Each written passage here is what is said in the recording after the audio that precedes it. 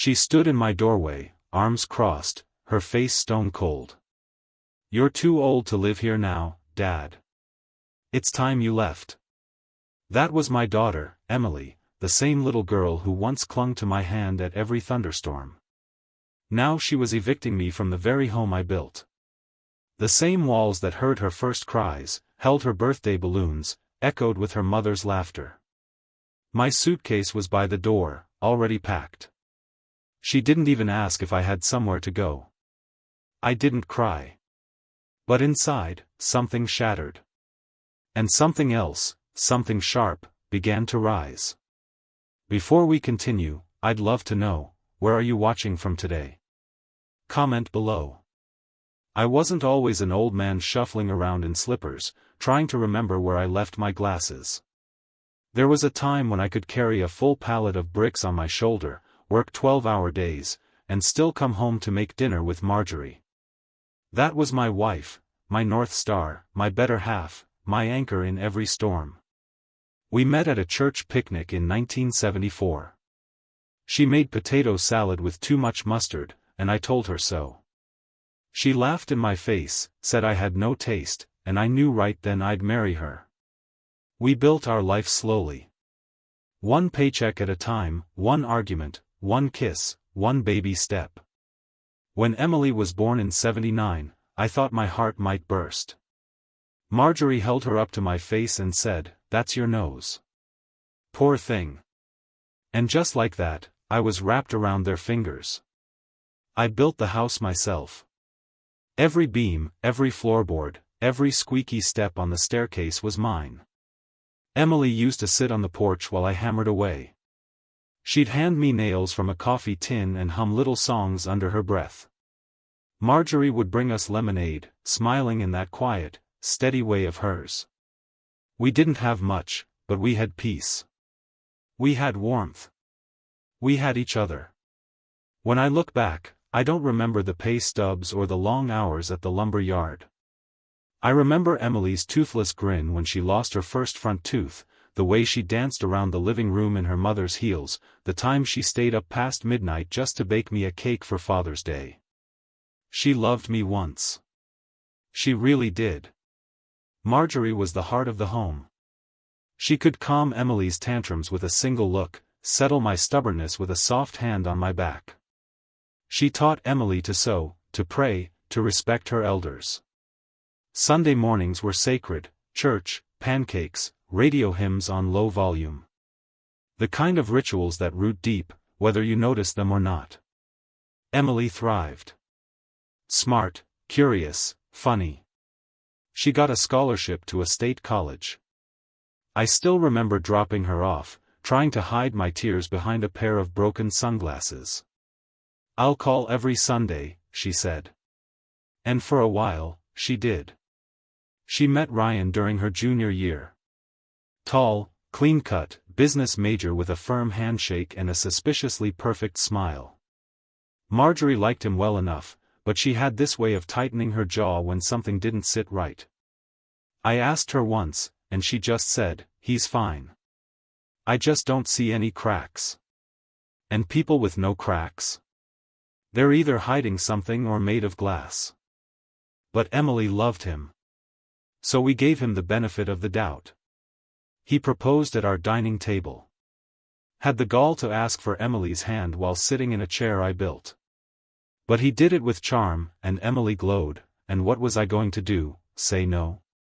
The wedding was beautiful, if too fancy for my taste. Marjorie wore lavender and danced with me to the same song we first slow danced to in '74. That night, as we watched the newlyweds drive off in a car covered in shaving cream and tin cans, she said, "Let's hope he's a builder, not a taker." I wish I'd listened closer to her tone. After Emily moved out, the house got quiet. Too quiet. Marjorie filled it with baking, knitting, even tried gardening, though nothing ever grew right in our soil. Then one day, she got sick. The kind of sick that doesn't show up all at once. First, she forgot where she put the sugar. Then, she forgot my name, just for a moment. By the time we got a diagnosis, it was already late stage. I spent the last 6 months of her life sleeping on a cot beside her hospital bed. Holding her hand. Reading the Psalms. When she passed, Emily was there, crying so hard I thought she might break in half. We held each other like shipwreck survivors. She promised me, "You're not alone, Dad. You'll always have me." I believed her. God help me, I did. The house never felt the same without Marjorie. I kept everything the way she left it, her crochet needles on the end table, her floral robe hanging in the closet, her tea mug in the dish rack. I talked to her every morning, just like I used to. Told her about the weather, the neighbors, the aches in my knees. Emily visited often at first. We'd sit on the porch and talk about old times. She'd bring over casseroles, help clean out the attic. But little by little, the visits got shorter. Then fewer. Then came the call. Ryan had lost his job, they were tight on rent, needed a place to stay, just until things stabilized. Of course I said yes. What kind of father would I be if I didn't? I cleared out the guest room, moved my things around to make space for the kids, fixed up the leaky sink again. And for a while, it was nice. Noise in the house again. Laughter, cartoons on the TV, cereal bowls left on the counter. Life. But something was different. The warmth I remembered, it wasn't there. Not in Emily's voice. Not in Ryan's eyes. They were polite. Cordial. But it felt like I'd rented out my own soul for someone else to decorate. I told myself it was temporary. That families adjust. That maybe I was just getting old and cranky. I told myself a lot of things. It started with little things. That's how erosion works, not in crashes and cracks, but in quiet, steady wearing. I used to think I was imagining it. That I was just sensitive. But over time, the little things began to feel sharp. The first time I noticed, really noticed, was when Ryan referred to me as the old man during dinner.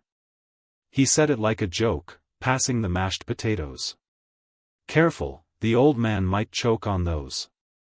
I chuckled weakly, trying not to make it awkward. Emily didn't say anything, just kept chewing like she hadn't heard. But my grandson Ben looked up at me, unsure, then laughed nervously to follow his father's cue. I smiled. I always smiled. That's what fathers do when they feel small in their own home. A few weeks later, my toolbox went missing. I'd left it under the workbench in the garage, like I had for decades. When I asked Emily about it, she waved a hand. Oh, we cleaned up the garage. Ryan needed more room for his gym equipment. You don't really fix things anymore anyway, right? That one stung. I opened the door to find half the garage cleared out. My tools, my shelves, even the old wooden ladder I built in '86, gone. In their place stood a shiny treadmill and some overpriced weights, collecting dust. No one asked me. No one thought it might matter. It was the first time I felt out of place. Like a guest. A relic. Then came the TV. One afternoon, I came home from my doctor's appointment and found the living room rearranged. My recliner, the one I sat in every Sunday for football, every evening after work, was gone. I stood there for a full minute, staring at the empty space like something had died. Emily came in, saw my face. "Oh, we donated it," she said casually. "It was old, and the kids needed more room to play." "You still have your room, Dad." My room. That's what it had become, a single room in a house I'd poured my life into. I nodded. Said nothing. But inside, something began to bend. Not break. Not yet. But bend. Meals changed, too. At first, Emily cooked for all of us. Then it was, we already ate, more often than not. I started making my own dinners. Canned soup. Toast. Sometimes just tea. The kids stopped talking to me unless they wanted something. Ryan barely made eye contact. There was one night, a particularly cold evening, when I asked if we could turn up the heat a bit. Ryan scoffed. Maybe put on another sweater, Pops. Gas isn't free. Emily didn't look up from her phone. Just said, it's not that cold. I remember going to my room and wrapping myself in 2 blankets, not because I couldn't afford the heat, my pension was steady, but because I was too tired to argue. Too ashamed to make a fuss in my own house. One day, I tried to play checkers with Ben, my grandson. We used to play every Saturday when he was younger. He was 9 now, smart, quick, a bit too sharp for his age. I asked if he wanted to play, and he shrugged. Dad says you're not really fun anymore. Then he went back to his tablet. I didn't blame him. He was a child, repeating what he'd heard. But that night, I stared at the checkerboard for a long time. Red and black pieces still waiting for a game that never came. I began noticing how Emily only called me Dad when other people were around. Otherwise, it was just, can you, will you, did you? Commands in soft tones. No warmth. No acknowledgement. There was one morning I tried to make breakfast for everyone, pancakes, just like Marjorie used to. I set the table, had the griddle going. When they came downstairs, Ryan sniffed the air and made a face. Wow, that's a lot of grease this early. Emily barely looked at the table. We're actually doing keto now, Dad. Maybe let us know next time. No one sat. No one thanked me. They left the kitchen and ordered food from an app. I ate alone, looking at the empty chairs, remembering how this table once held birthday candles and spilled milk and laughter. Even my space wasn't mine anymore. I'd walk into the living room and find Ryan sprawled on the couch, shoes on the coffee table, sports blaring. If I reached for the remote, he'd grunt. Game's on, old man. Watch something in your room. So I started staying in my room more. I didn't want to be in the way. I didn't want to feel like I was intruding in my own sanctuary. But every night, I sat on the edge of my bed, and I felt it, that slow, creeping ache of being unwanted. Still, I kept telling myself they were just stressed. That young families struggle. That I was reading too much into things. But it wasn't stress. It was comfort. They were growing comfortable with my silence. With my absence. And I was letting them. The final nudge came from a neighbor. Mrs. Joyce. She stopped me while I was bringing the trash bins in. Said she hadn't seen me on the porch lately. I smiled and said I'd just been keeping to myself. She looked me over, I must have looked more tired than I realized, and said, I hope they're treating you all right in there. You built that house. Don't let them forget that. Her words lingered longer than I expected. That night, I sat with an old photo of Marjorie, her smiling in front of the rosebush we planted in '91, and I whispered, did we raise her right, Marge? Or did we just miss something? No answer came, of course. Just the wind outside and the silence inside. It happened on a Saturday, one of those clear, cool days that used to mean yard work and lemonade. I'd just come back from the hardware store with a new hose nozzle. Something small, something simple. I wanted to tidy the garden, maybe coax a few late blooms from Marjorie's roses before the season turned. When I pulled into the driveway, I saw balloons on the mailbox. Bright ones. Streamers tied around the porch. I paused.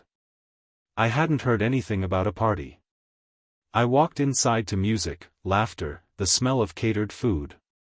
Tables lined the living room. Plates of hors d'oeuvres I couldn't pronounce. Bottles of wine, the expensive kind. Kids running in socks across the hardwood I refinished with my own hands. Emily looked up from the kitchen and froze. She wasn't expecting me. Dad, she said, a little too loudly. "You're home early." I looked around. Strangers. Neighbors. Co-workers, I assumed. Not one familiar face beyond her and Ryan. No one had invited me. My mouth went dry. "What's all this?" I asked, even though I already knew. Ryan came in from the backyard with a drink in hand. "Promotion party," he said. "Got a new title, bigger office. Figured we'd celebrate." I stared at him. "In my house?" He laughed. "Our house, right? That one word. Our. Like I was some elderly tenant in a shared condo." Emily didn't correct him. She just turned back to the cheese platter. I stood there, holding a bag with a $6 hose nozzle in it, while they toasted each other in a home I built from the dirt up. I thought maybe someone would come over, offer me a plate, ask me to join. But people brushed past me like I was part of the furniture. One woman even asked, "Oh, are you the handyman?" I said nothing. I went outside. Sat on the back step and watched the wind move through the overgrown grass. About an hour later, I saw them through the window, raising glasses. Ryan was standing near the fireplace, talking loud about taking over the family property, and how the old man's just about ready to transition to assisted living. Everyone laughed. He didn't see me watching. But Emily did. Our eyes met through the glass. I waited for her to look ashamed, embarrassed, anything. She didn't blink. Just turned away. I don't remember going back to my room. But I remember sitting on the edge of the bed, still wearing my coat, my fingers clenched around that stupid nozzle. That night, I didn't eat. I didn't sleep. I just stared at the ceiling and wondered where exactly it all went wrong. Was it when I let them move in? When I gave them my master bedroom so the kids could have more space? When I said yes, yes, yes, every time they needed a little more? I started thinking about Marjorie. She'd warned me, in her quiet way. Not with accusations, but with worry. "Emily's always wanted more than we had," she once said. "That's not a sin, but it's dangerous if it goes unchecked." But I didn't check it. I enabled it. I thought love meant sacrifice. I thought being a good father meant never saying no. The next morning, I found the living room spotless, like the party had never happened. Emily sat on the couch, scrolling through her phone. "Morning," I said, calmly. She glanced up. "Hey." I walked past her. I saw the party. She didn't even look guilty. It was last minute. "We didn't think you'd want to be around all that noise." I stopped in the hallway. "You threw a celebration in my house and didn't think to tell me?" "It's not just your house anymore, Dad," she said. "We all live here. You don't need to be part of everything." That sentence. It sat in my chest like a stone. We all live here. But I was the only one made to feel like a guest. Like an intruder. Later that week, I found something worse. I was cleaning out a drawer in the laundry room when I came across a set of papers, real estate listings. Handwritten notes. Calculations. One of them had a bold header, estimated sale value, full property. There was a sticky note on the top: "If we move Dad out by spring, we can list before the market dips." I sat down right there on the floor. My knees buckled like they'd had enough. They weren't just rude. They weren't just cold. They were planning something. That night at dinner, no one spoke to me. The kids watched cartoons on tablets. Ryan scrolled on his phone. Emily chewed slowly, like nothing was wrong. I looked around that table, one-eyed, sanded, stained, and sealed myself, and realized I was no longer a father in their eyes. I was a burden. A placeholder. An obstacle. And what crushed me most wasn't the betrayal itself. It was the silence that followed. Not one "thank you." Not one acknowledgement of what I'd given up. Just quiet, practiced dismissal. That was the moment something changed in me. I didn't rage. I didn't cry. I started planning. They thought I was asleep when they talked about it. My door was cracked just enough for sound to sneak through, and my hearing, though not what it once was, is sharper when the house goes quiet. It was late. The kids had gone to bed. Emily and Ryan were in the living room, voices low but urgent. "He won't make a fuss," Ryan was saying. "He's old, tired. He barely leaves that room." Emily sighed. "Still, it feels wrong." "I don't know. Selling the house before we tell him?" "We're not selling his house," Ryan snapped. "It's ours now. We've put in money. Time. He doesn't even mow the lawn anymore." I stayed completely still, listening. "We need to move fast," he added. "Once the power of attorney goes through, we can legally sign for him. It's just paperwork." I nearly stopped breathing. Emily hesitated. I heard it in her voice. "But what if he says no?" Ryan laughed. "He won't. And even if he does, we've got a backup plan." Silence followed. I waited. Then Emily asked, quieter than before, "What about the will?" Ryan scoffed. "What will? You really think he still has us in there? He probably left everything to some church. Doesn't matter. Once the house is in our names, we can do what we want." I closed my eyes. My own daughter, talking about me like I was already gone. And Ryan, that snake, orchestrating it all while living under my roof, eating food bought with my pension, watching TV in the room where Marjorie used to knit. It wasn't just neglect anymore. This was theft. Carefully disguised as concern. And for the first time, I felt something colder than sadness. I felt clarity. The next morning, they acted normal. Emily made coffee. Ryan scrolled on his phone. I sat across from them at the kitchen table and watched them pretend. I didn't speak. I just observed. A quiet man is easy to ignore, but I was done being invisible. Later that day, I went to the attic. Pulled down an old box labeled important. Inside were papers I hadn't touched in years, the deed, the original will, the letter Marjorie wrote me before her last surgery. I sat there for hours, reading. Her letter was short, handwritten in blue ink on stationery she only used for serious things. "If you're reading this, I'm already gone. And if Emily is trying to control your life, you must remember, kindness is not weakness. We built that home. Don't let anyone take it without a fight. Use the strength you've always had. And if you have to, let go with grace, but never with guilt." She knew. Even then, she knew this could happen. I held that letter like it was her hand. The next day, I called an old friend, Thomas. He used to work in estate law before retiring. We hadn't spoken in years, but when I told him what was going on, he didn't hesitate. "Bring everything you have," he said. "And we'll fix this." Quietly. I packed a folder. Deed copies. Tax records. Marjorie's letter. Thomas looked through it all in silence. Then he nodded slowly. "You still legally own the property. Full title. If they're trying to force power of attorney without proof of your incapacity, it won't hold up. But we need to act fast." He suggested a few immediate steps. Change the locks when they're out.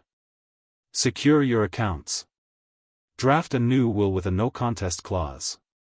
And most importantly, stop telling them everything. That part was hard. But I started watching with different eyes. I noticed how Ryan always checked the mail before I could. How Emily had started logging into my computer under the guise of helping me organize. How they'd moved their names onto some of the utility bills. Little things. But little things add up. One afternoon, I saw Ryan photographing the backyard. When I asked him why, he smirked. Just want to show my buddies the space. They're into real estate stuff. I nodded. Smiled. Walked back inside. And quietly made an appointment with a notary. That night, I couldn't sleep. I sat on the porch, watching the wind move through the trees. The same porch where Marjorie used to sit beside me, our hands resting close, not always touching but always near. I remembered the sound of her laugh, the way she hummed when she cooked. The way Emily used to crawl into her lap, tiny fingers curling around her mother's sleeve. Where did that girl go? I thought maybe I failed her. Maybe I loved her too gently. Never gave her enough discipline. Or maybe I gave too much comfort, too much shelter. But no. I wouldn't carry all the blame. Love doesn't entitle someone to betrayal. And I was starting to see the truth, Emily didn't just grow up. She grew entitled. By the end of the week, I'd taken quiet steps. My accounts were secured.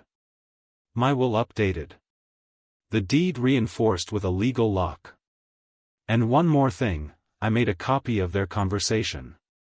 Just in case. I didn't plan to use it. But I'd learned something. You can't wait for people to protect what you love. You have to do it yourself. Have you ever felt betrayed by your own family? Let us know in the comments.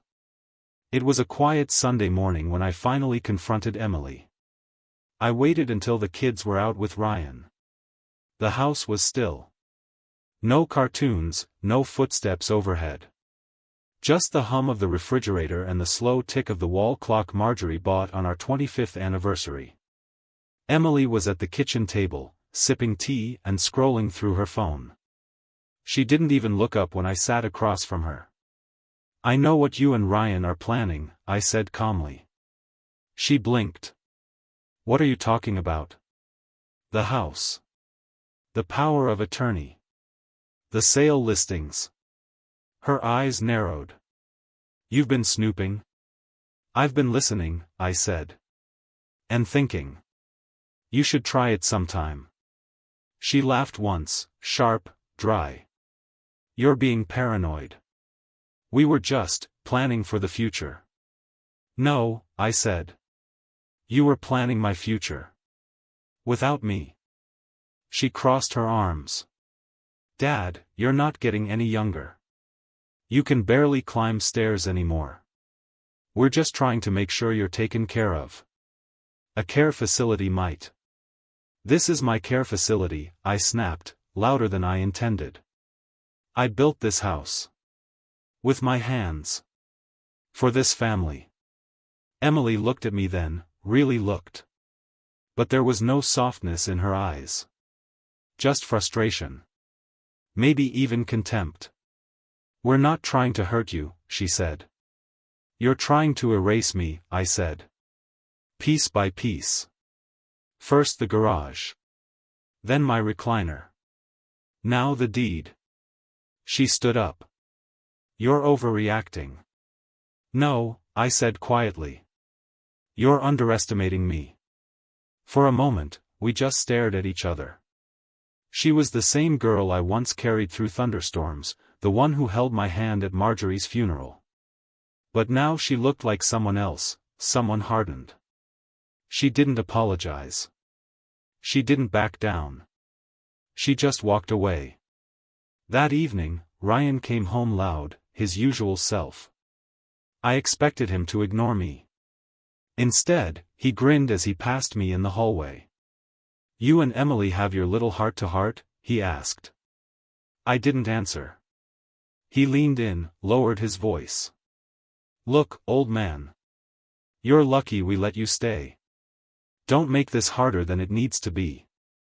I watched him walk off, so full of confidence, or maybe arrogance. That's when I realized he didn't think I was capable of fighting back. Neither of them did. That was their mistake. Over the next week, I started moving differently. I kept a small notebook in my pocket, began recording dates, times, details. I watched how often they logged into my computer, where they placed documents, what conversations they had when they thought I wasn't listening. It wasn't hard. They didn't think I was paying attention. I stopped going to bed early. Instead, I sat quietly in the living room, pretending to nod off, while they whispered in corners. And it was in those moments I started to notice something else. Neighbors were watching too. One afternoon, Joyce from next door stopped me at the mailbox. "You all right, George?" she asked gently. I gave her a tired smile. "Why do you ask?" She hesitated. "Heard Ryan yelling the other day. My husband said he saw him throwing your boxes out." I nodded slowly. "They're just rearranging things." Joyce frowned. "Well, if you ever need anything. I'm home most days. And my nephew's a lawyer." That small sentence stayed with me all day. My nephew's a lawyer. People were noticing. Not everyone had looked away. And for the first time in a long time, I felt something stir. Not just sadness. Not just pain. Resolve. Later that week, I visited Thomas again. I brought my notebook, my folders, and a USB drive with audio from the hallway conversation. He listened carefully. "You've got more than enough," he said. "If they try to push anything legal, we're ready." "I don't want a lawsuit," I said. "I want my home. And I want them out of it." He smiled slightly. "Then we'll do it your way." Back at home, I cleaned out a drawer I hadn't touched in years, Marjorie's things. Her favorite scarf. A stack of birthday cards. At the bottom was a small, sealed envelope with my name on it. Inside was a photo of her and Emily on the porch, both laughing, heads thrown back. On the back, she'd written, "Love her as long as you can. But don't let love blind you when she forgets what it means." I sat there with that photo in my lap, and I wept. Not because I was hurt. But because I was done letting that hurt define me. The next morning, I watched them as they passed each other in the kitchen, talking about a weekend open house they wanted to visit, just to get ideas. They still thought I was asleep upstairs. But I was wide awake now. And I was ready. Thomas met me at his office on a rainy Thursday afternoon. The sky hung low, the kind of gray that settles behind your ribs and makes everything feel heavier. But I felt lighter walking in. The receptionist, a young woman with a kind smile, offered me coffee. I declined. I wanted my hands steady. Thomas had already prepared the paperwork. He wasn't flashy, no slick suit or marble desk. Just a worn blazer, a clean notepad, and eyes that had seen too many family betrayals. "You sure about this?" he asked, gently. "There's still time to adjust the terms." I nodded. "No more adjustments. It's time they learn what it means to take something for granted." He slid the folder toward me. "Here's the new will. You're leaving the house to the local Veterans Fund. The clause is tight, if either of them contests it, everything goes to charity. No room for legal games." I ran my fingers over the edge of the paper. My name. My signature line. A document that would undo decades of assumption and entitlement. "Do you want to leave anything personal to Emily?" Thomas asked. I hesitated. Thought about it. "Yes," I said finally. "One thing." He raised an eyebrow. "Marjorie's brooch. She wore it every Sunday. Emily always said it was too old-fashioned, but Marjorie wanted her to have it one day. Let it be a reminder." Thomas jotted it down. "And Ryan?" "Nothing." I signed slowly. Carefully. Like I was writing the last sentence of a long, painful chapter. When it was done, I sat back, exhaled, and felt a strange mix of sorrow and strength settle in my chest. "I don't hate her," I said quietly. "I know," Thomas replied. "But that doesn't mean you have to let her destroy what's left." Before I left, Thomas handed me a sealed envelope. "In case anything happens," he said. "Give this to someone you trust." I tucked it into my coat pocket. Not because I was afraid, but because I knew now, plans weren't just for them. They were for me too. Back home, I found the house quiet. Ryan was gone, probably at the gym or pretending to look for work. Emily was in the kitchen, sipping her green tea, scrolling like always. I walked in, poured myself a cup of coffee, and sat across from her. She didn't look up. "I went out today," I said. "That's nice," she murmured. "To a lawyer's office." That made her look. I didn't flinch. I didn't blink. I updated my will. Her eyes narrowed. "What do you mean?" "I mean," I said slowly, "that I've made arrangements. The house doesn't go to you.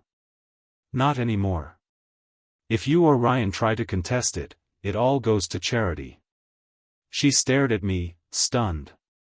"Why would you do that?" "Because this house was never about ownership. It was about family. Love. Respect. And those things left this place a long time ago." She stood up, angry now. "You're punishing us? For what?" "Trying to help you." "Help me?" I laughed once, bitter and quiet. "You erased me. You moved me like a piece of furniture. You planned to sell the walls that raised you while I was still sleeping in them." She didn't deny it. Didn't even apologize. Just said, "You're being dramatic." "No," I said. "I'm being deliberate." I stood, picked up my coffee, and walked away. Later that night, I placed Marjorie's brooch in a small box. Wrapped it in tissue paper. Labeled it with Emily's name. Not out of sentiment. Out of memory. Because even now, even after everything, I still believed in leaving something behind. Something real. Something that couldn't be bought or sold. The next morning, I locked up the deed, the will, and Thomas's envelope in my safe. Changed the combination. Hid the key. And then I did something I hadn't done in years. I walked the perimeter of my property. Slowly. Deliberately. Ran my hand along the fence I once built with Ben. Picked up a fallen branch near the shed. Tended to Marjorie's roses. The world hadn't ended. But it had changed. And now, so had I. I wasn't waiting anymore. I was preparing. It came in the form of an envelope, slipped under my door like a thief's calling card. No knock, no face to deliver it, just paper and quiet. The handwriting was Emily's. I stared at it for a long time before picking it up. I already knew what it was. Sometimes your heart knows before your eyes do. Inside was a printed letter, formal, cold. "Due to ongoing disagreements and discomfort within the household, we believe it is in everyone's best interest for you to consider alternative living arrangements." Alternative living arrangements. I read it 3 times, each word slicing a little deeper. They weren't asking. They weren't suggesting. They were pushing me out, officially. No family meeting. No face-to-face conversation. Just a folded piece of betrayal, dropped at my door like unwanted junk mail. There was a line about giving me ample time to find suitable accommodations. As if they'd done me a favor. I didn't cry. Not this time. I folded the letter, placed it on my nightstand, and looked around the room. Marjorie's robe still hung on the back of the door. The photo of her and Emily, taken in the same backyard these people now planned to sell, still sat beside the lamp. I picked it up, stared at it. She was smiling in that picture. A true, deep smile. Her arm around Emily, who was maybe 6, wearing grass-stained jeans and holding a bouquet of wildflowers. It hit me then, that little girl was gone. And the woman who'd taken her place wasn't mine anymore. That night, I went into the garage. The treadmill and weights still sat there unused. My toolbox was in the corner, half covered by a drop cloth. I pulled it out and started going through it. Wrenches. Nails. A half-rusted screwdriver. I wasn't looking for anything in particular. I just needed to remember who I was, a builder. A fixer. A man who solved problems with grit and patience. And right now, I had a problem that needed solving. I took down the box labeled Documents from the top shelf. Deed copies, the notarized will, bank statements. I placed them carefully in a leather briefcase I hadn't touched since Marjorie's funeral. Next, I gathered the USB drive, my journal, and Thomas's sealed envelope. Tucked it all in. I didn't know exactly how the confrontation would go. But I knew when it would happen. Ryan's birthday was coming up, and they were throwing another party. I overheard Emily on the phone, bragging about how it'll be even bigger than last year. She said they might make a big announcement if everything went through on time. I didn't need to ask what that announcement was. I spent the next few days quietly preparing. Making copies. Backups. I even gave a sealed folder to Joyce next door. Just in case, I told her. She didn't ask questions. Just nodded and held my hand for a moment longer than necessary. The day before the party, I found something in the trash. It was a shoebox labeled Dad's Stuff. Inside were my military medals, some birthday cards from Emily when she was a little girl, and a folded American flag I kept from my brother's funeral. All of it tossed like garbage. My hands shook as I picked through it. At the bottom of the box was a photo of Marjorie and me on our wedding day. Bent at the corners, faded, but still whole. I stared at it until my eyes burned. Then I took the box to my room, sat on the floor, and started packing. Not to leave. But to reclaim. By the time the sun set that evening, I had everything I needed. Evidence. Witnesses. Protection. Closure. And a plan. That night, I sat on the porch with a blanket over my knees. The air smelled like rain and regret. I spoke aloud, not to anyone present, but to the woman who still lived in every corner of that house. I tried, Marge. I really did. I gave her every chance. But she's not the same little girl you used to read to in that rocking chair. I paused. She forgot what home means. So tomorrow, I'm going to remind her. I went to bed early. Slept better than I had in months. Because sometimes, when everything you've built is threatened, you don't crumble. You restore. And in the morning, I would. I arrived early. Not because I was eager, but because I needed to see it all, the decorations, the guests, the performance. Ryan's birthday celebration was already unfolding when I stepped through the gate.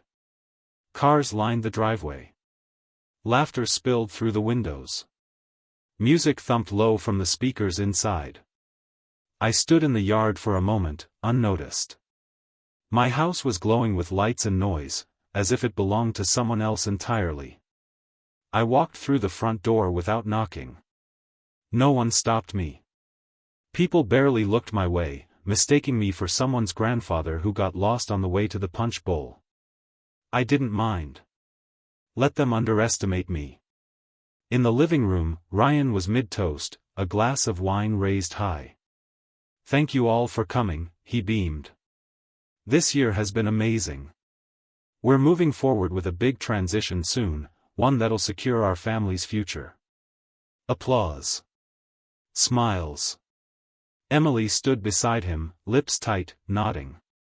That was my cue. I stepped forward, clearing my throat. The room turned. Some folks looked surprised. A few smiled politely, unsure of who I was. But Ryan and Emily froze. "Evening," I said, voice calm. "Hope I'm not interrupting." Emily blinked. "Dad, what are you doing here?" "You invited everyone else," I said. "Figured I'd join the farewell tour." There was a light chuckle from somewhere in the crowd. Nervous. I reached into my briefcase and pulled out a small stack of papers. "I won't take much of your time. Just thought it was important to clear up a few things before the birthday boy here makes his big announcement." Ryan stepped forward, his charm flickering. "This isn't the time." "No, Ryan," I said, my voice sharper now. "You made it the time. When you tried to steal something that doesn't belong to you." Murmurs rippled through the room. I held up the deed. "This house, every inch of it, is still legally mine. Not Emily's. Not Ryan's. Mine.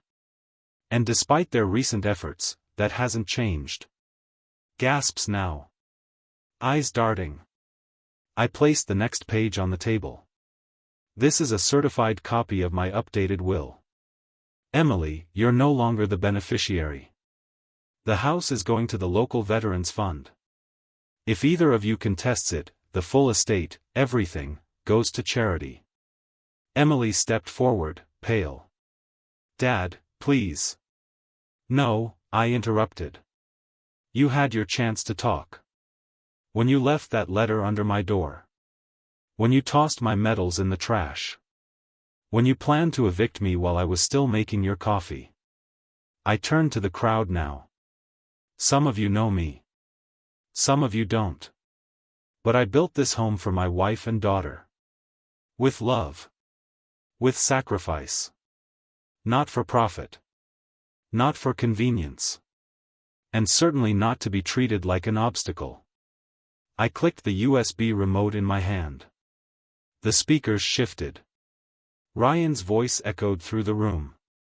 "He won't make a fuss, he's old, tired. He barely leaves that room." Then Emily's voice, "But what if he says no?" The room fell silent. All color drained from their faces. When the clip ended, I looked at them both. "I loved you, Emily. I still do. But love doesn't mean surrender. Not anymore." Ryan tried to speak, but the damage was done. Guests murmured, uneasy. A few walked out. One woman muttered, "What kind of people do that to their own father?" Emily looked like she might cry. But I'd cried enough for both of us. I turned back to the door. "You have until the end of the week to move out." She opened her mouth, but I raised a hand. "I won't be cruel. But I will be firm. This house deserves better than what you gave it." And with that, I walked out. Past the shocked faces, past the deflated balloons and untouched cake. Into the evening air that finally felt like mine again. I didn't look back. Do you think the father made the right choice? Comment and don't forget to like and subscribe for more true life stories. The house was quiet again. For the first time in months, there was no thudding upstairs, no cartoons echoing through the hall, no Ryan's voice booming from the living room. Just silence, deep, still, unbothered. They left on the fourth day. No goodbyes. No apologies. A moving truck came early in the morning, and I watched from the porch, coffee in hand. Emily walked in and out, arms full of boxes, eyes glued to the ground. Ryan didn't look at me at all. He barked orders at the movers like it was just another chore. I didn't speak. Neither did they. When the truck pulled out, I stood there for a long time. The wind rustled the dead leaves along the walkway. The house seemed to exhale, as if it, too, had been holding its breath. Inside, the furniture was as I remembered it. My recliner was back where it belonged, thank God Joyce had stored it for me after Ryan donated it. The kitchen smelled faintly of lemon cleaner. The walls, stripped of their party lights and tasteless artwork, were bare again. Honest. I walked the halls like a man walking through memory. Every corner had a story. Every creak in the floorboard felt like a whisper from the past. I spent the next few days alone. By choice. I didn't turn on the TV. I didn't listen to the radio. I just listened. To the quiet. To my own breathing. To the ghosts of laughter and lullabies that still lingered in the walls. There was grief. Of course there was. I hadn't just lost a daughter, I'd lost an illusion. The belief that love alone was enough. That if you gave everything, it would always come back to you. But not everything returns. Some things walk away while you're still holding the door open. I started my mornings the way I used to. Coffee on the porch. Marjorie's rosebush watered, even though it was barely hanging on. I fixed the back fence where it sagged. Cleaned out the attic. Reorganized the garage. There was comfort in the routine, in reclaiming what had been slowly stolen from me. The neighbors began to notice. Mrs. Joyce came by with banana bread. "House feels different," she said, stepping onto the porch. "Quieter." "Lighter," I corrected. She nodded. "You did the right thing, you know." "Doesn't always feel like it," I admitted. "It will," she said, placing a hand on my shoulder. Others followed. Mr. Clark offered to help repaint the front trim. Little Ben from 2 houses down brought me a drawing of Marjorie's garden with a stick figure labeled Mr. George. Their kindness was subtle, gentle. Not pity, just presence. One afternoon, I walked the back trail that Marjorie and I used to stroll after dinner. The leaves were turning, gold and copper spilling across the ground. I paused at the bench where we once sat, her hand in mine, planning out our silly dreams, a vegetable patch, a second dog, maybe a little greenhouse. I sat alone this time. And for the first time in a long while, I didn't feel lonely. I felt steady. Later that evening, I heard a knock at the door. When I opened it, I saw Ben, my grandson. Not little Ben down the street, but my Ben. Emily's boy. 10 years old now. Quiet, thoughtful, always more observant than his parents realized. He stood there awkwardly, holding something behind his back. I wanted to give you this," he said. He handed me a folded piece of paper. It was a drawing, me, sitting on the porch, with him beside me. The words above it read, "I miss when it was just us." I looked down at him, my throat tight. "Mom doesn't know I came," he said quickly. "We live with Grandma Carol now. But I told her I wanted to see you." I opened the screen door. "Well then. Come in, Ben. Let's find some ice cream." We sat at the kitchen table, just like we used to.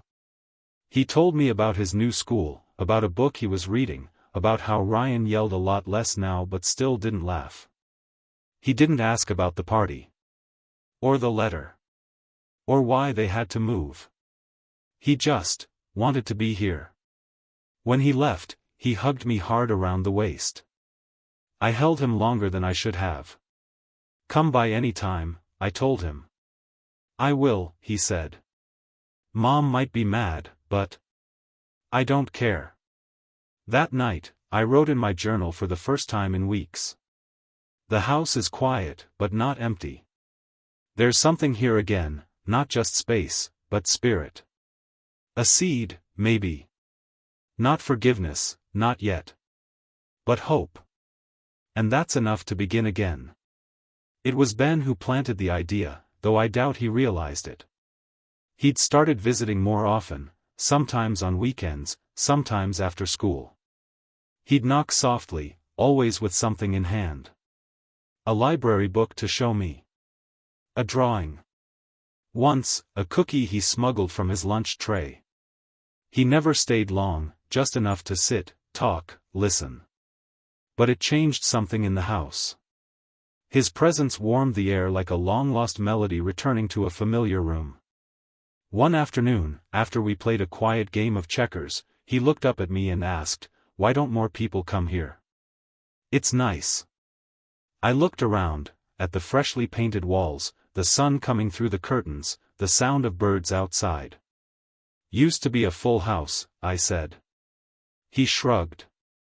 "You should let people come back. Like a clubhouse. For nice people." That night, I sat on the porch, notebook in hand. His words wouldn't leave me. A clubhouse for nice people. The phrase was childlike, but it held truth. I didn't want to live in a museum of memories anymore. I didn't want this house to end with me. Marjorie always said, a home is meant to be filled.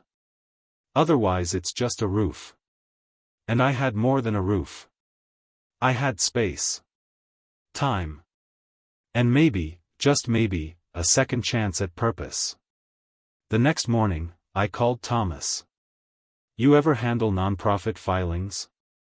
I asked. He chuckled. "What are you thinking, George?" I told him everything, slowly, but with more clarity than I'd spoken in months.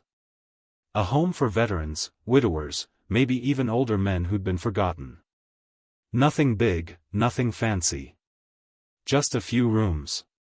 A warm meal. A shared garden. A place to sit and be seen. Thomas didn't hesitate. "We can make that happen. I'll get you the paperwork." Next, I called Pastor Jim from the old church Marjorie and I used to attend. He remembered me right away. "We've got a few retired members who could use a space like that," he said. "And I know someone at the local senior center who could help with logistics." Within a week, I had names. Interest. Offers to donate time, furniture, even help clean. But I didn't want to hand it off. This wasn't just a project, it was a restoration. Of the house. Of myself. So I started working. Slowly, deliberately. I cleared out the upstairs bedrooms. Washed the windows. Donated the modern junk Emily and Ryan had left behind, the neon wall signs, the cold metallic bookshelves. Replaced them with wooden frames, handmade quilts, quiet lamps. Each room was prepared with someone in mind. A small library in one. A painting easel in another. I even turned the garage into a workshop again, restored the old bench, oiled the tools, hung up a new "Open to Fix" sign just like I used to joke about. Neighbors came to help. Joyce showed up with cleaning supplies and a folding chair she insisted would look good in the sunroom. Mr. Clark brought over a box of used books and helped me reseal the back deck. Even little Ben pitched in, sweeping leaves, watering the garden, drawing new signs for the mailbox. The house came alive. But more than that, I came alive. Every creak in the floor became a call to keep going. Every nail hammered felt like purpose thudding into place. We named it Marjorie's Place. The name felt right. She was the soul of this house. She always had been. And though she wasn't here to see it, I could feel her in the laughter that returned to the halls, in the smell of cookies baking again, in the quiet pride that settled deep in my chest each evening. The first resident was Harold, a Korean War vet who'd lost his wife a decade ago and had been living in a rental with mold in the ceiling and no heat in the winter. He moved into the front room, the one with the bay window. "I haven't had a view like this in years," he said the first morning. "Used to think my life was just waiting out the clock. Now, he helps me cook breakfast. He waters the garden. He even started writing again, small poems, little reflections." Next came Russell, a retired bus driver whose kids had long stopped calling. He brought his chess set, a radio, and a quiet way of making everyone feel welcome. At night, we sit around the dining table, the same one Emily once cleared without asking, and we share stories. Some are heavy. Some are funny. But all are real. And that's what this house was always meant for. One evening, I caught myself laughing. Really laughing. The kind that creases your face and makes your ribs ache. I looked around the room and realized something simple, something powerful. This was family. Not the kind you're born into. The kind you build. We never called ourselves a family, not out loud. But we moved like one. Harold liked to wake up first, put the coffee on, and turn the porch light off just as the sun cracked over the trees. Russell took charge of the kitchen after breakfast, making the best grilled cheese I'd had since Marjorie's, and I spent my mornings in the garden, pruning what was left of the roses and fixing up the flower beds we'd neglected for years. The house, once silent and heavy, now buzzed with the easy rhythm of people who expected nothing but gave everything. We had a whiteboard in the hallway where someone, I suspect Ben, had drawn a crooked heart around the words, "Marjorie's Place, come as you are." And they did. Not just Harold and Russell.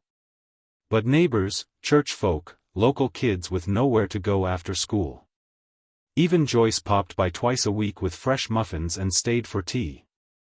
The kind of visits that didn't need permission, just presence. One afternoon, a young woman knocked on the door. She held a small basket of scones and said, "My granddad used to know you. He passed last year, but he talked about you like you were his brother." I invited her in. She left with an open invitation to join us anytime. The next week, she returned with a thermos of soup and a smile that didn't ask for anything in return. The line between visitor and family blurred, and none of us minded. We didn't have blood ties. We didn't share last names. But we shared stories. Every Friday night, we took turns leading porch talk. Just a few chairs, some sweet tea, and the kind of silence that made space for truth. Harold spoke about losing his best friend in Korea. Russell told us how he drove the city bus for 35 years and could still remember the faces of his regulars. I shared stories about Marjorie. About raising Emily. About the day I laid the last shingle on this roof and stood back, proud, sweaty, certain I had done something good. I didn't mention the eviction. Not in detail. But they knew. There was a shared understanding among us, the kind of loss that doesn't need to be explained to be felt. We didn't dwell. We built. One Saturday morning, I was sitting on the porch when Ben showed up on his bike. He had a backpack and a nervous look on his face. "Mom thinks I'm at my friend's," he said quickly. I missed you." I smiled, motioned him inside. "There's grilled cheese and root beer in the fridge." He stayed for hours. Played checkers with Harold. Helped Russell organize the shed. Drew a welcome sign for the kitchen that we never took down. At some point, he looked up at me and asked, "Can I come here more?" "You never stopped being welcome," I said. "This is still your home too." He nodded. Didn't say anything. But he sat a little straighter after that. Word must have gotten back to Emily, because a few days later, I saw her car slow near the curb. She didn't stop. Just stared for a moment, then drove on. I didn't wave. Didn't need to. Sometimes the distance is part of the healing. The surprising thing was, I didn't miss her. Not the version of her I'd known lately. I missed the little girl who used to sit on my shoulders and scream laugh when we chased fireflies. But she wasn't here anymore. And I had people who were. One evening, Harold stood beside me in the garden, watering the tomato plants we'd just started. "You ever think we'd end up like this?" he asked. "Like what?" "Old. Useful again." I laughed. Never in a million years. But it was true. We were useful. Not in a grand, world-changing way. But in the way men like us needed to be, seen, needed, trusted. Not just stored away in dusty recliners waiting to be visited on holidays. We had each other. We had purpose. One morning, I opened the mailbox and found a plain white envelope. No return address. Just my name, in familiar handwriting. Inside was a note. 5 words. I'm sorry. I really am. No signature. But I didn't need one. I sat with it for a long while. Not angry. Not sad. Just still. I didn't reply. There was nothing to say that hadn't already been said in silence. That evening, I stood in the kitchen, flipping pancakes for dinner, when Ben asked, "Do you think people change?" I nodded. They do. Sometimes slowly. Sometimes all at once. Will Mom come back? Maybe, I said. But if she does, it'll be different. Different bad or different good? Different honest. I replied. And that's the best kind. We sat around the table again, passing syrup, arguing about whether to add strawberries or bananas next time. And for the first time in a long time, I felt full. Not from the pancakes. From the people. From the peace. It was a cloudy afternoon when I heard the knock. Not hurried, not loud, just 3 quiet taps on the front door, like someone unsure if they should even be knocking at all. I was alone in the house that day. Harold was out with Russell picking up garden soil from the co-op, and Ben had gone home after lunch. I set my book down, rose slowly, and opened the door. There she stood. Emily. Her hair was pulled back, face thinner than I remembered. She looked older, not just in years, but in weight. The kind of weight you carry in your chest. For a long moment, neither of us said a word. She opened her mouth, hesitated, then finally whispered, "Hi, Dad." I didn't smile. Didn't frown. I just stepped aside and gestured to the porch. She followed me out, taking a seat on the far edge of the bench. I sat opposite her, arms resting on my knees, staring out at the yard. The silence stretched. "I wasn't sure if I should come," she said softly. "You weren't expected," I replied. She nodded, pressing her lips together.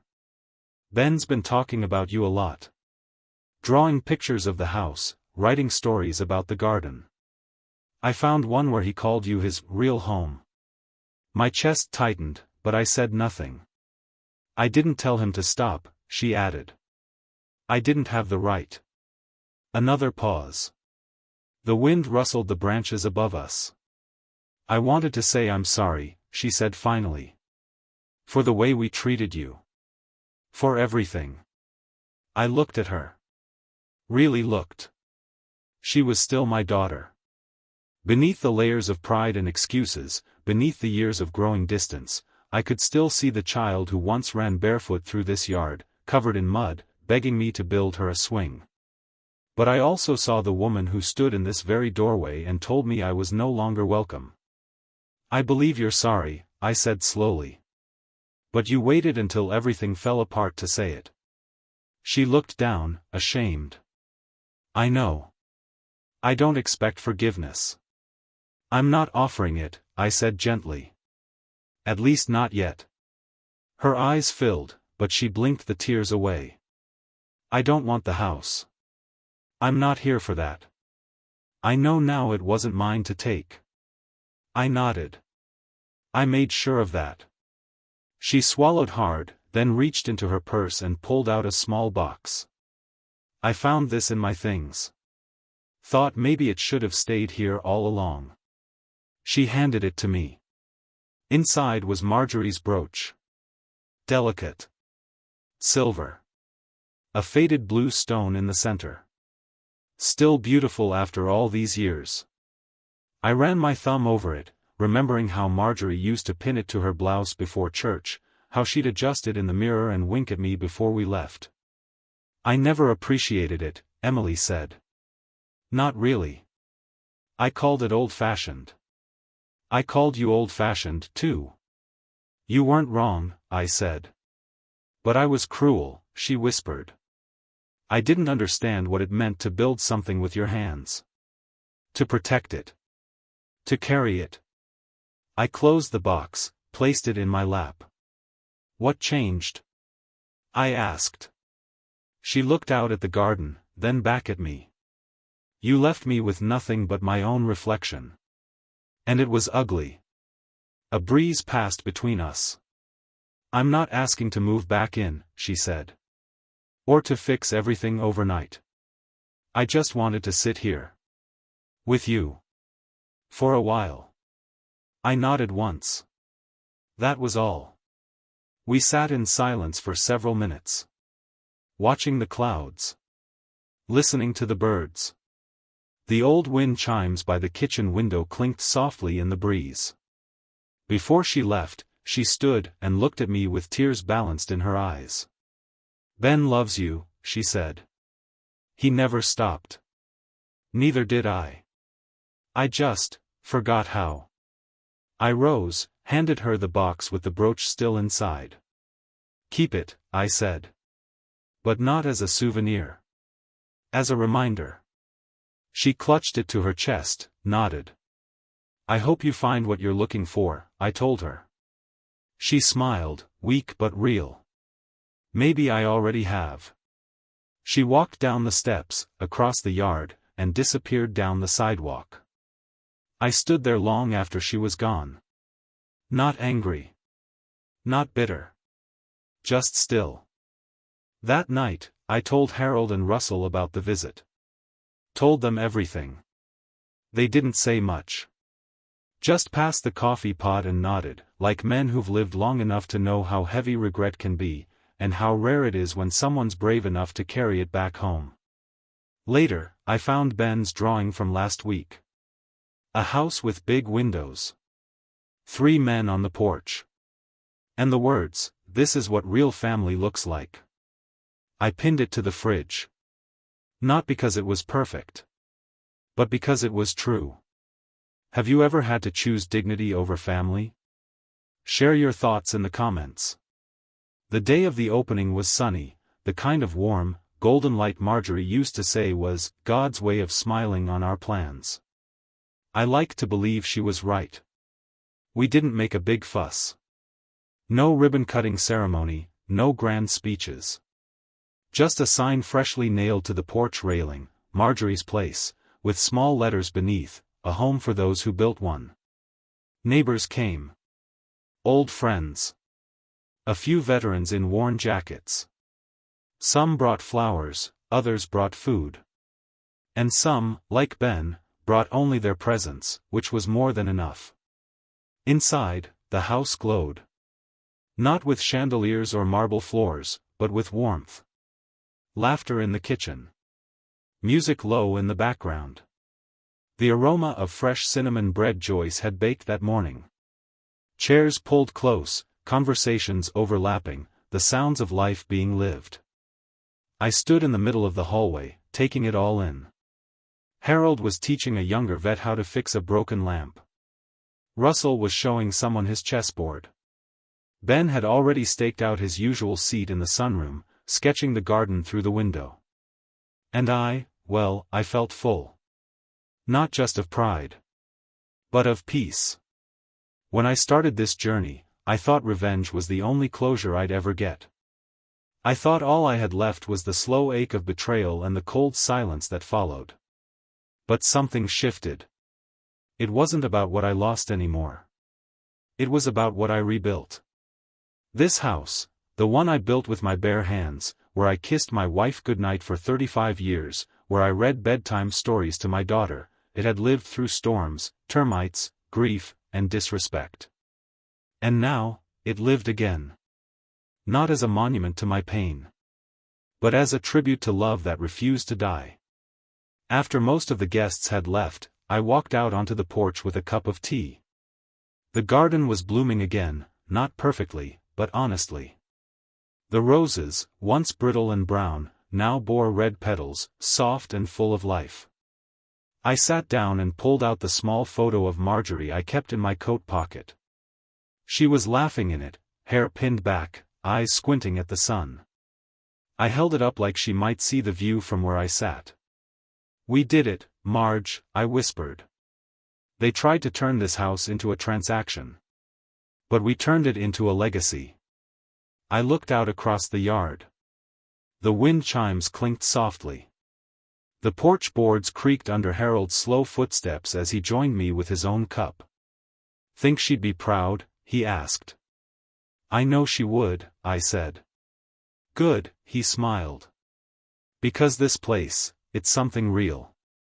We sat quietly after that. No need for more words. Sometimes presence is enough. That night, after everyone had gone to bed, I walked the house one last time before turning in. I paused in the kitchen, touched the edge of the table I once thought I'd never eat at again. I checked the front door, still locked, still safe. I stepped into the hallway, past the framed photo Ben had taken of the first group breakfast here, a little crooked, perfectly human. Finally, I stood in the doorway of the room where Marjorie and I had once slept. Now it belonged to a widower named Lewis, who said the room made him feel like someone was waiting for him again. I closed the door quietly. Back in my own room, the smallest one now, the one I'd chosen, I sat at the edge of the bed and picked up my journal. I flipped to the last page and wrote. "This house was built for love, and for a while, it forgot. But it remembers again. And so do I. Thank you, Marjorie. For the home. For the strength. For the reminder that even when everything is taken, there is still something left to give." I set the pen down and turned off the light. Outside, the wind moved gently through the trees. Somewhere down the hallway, someone was softly humming. And here, in this house, this living, breathing house, there was peace. Real peace. The kind that doesn't just come from justice. But from purpose. From community. From family, chosen, earned, and cherished. Marjorie's house lived again. And so did I.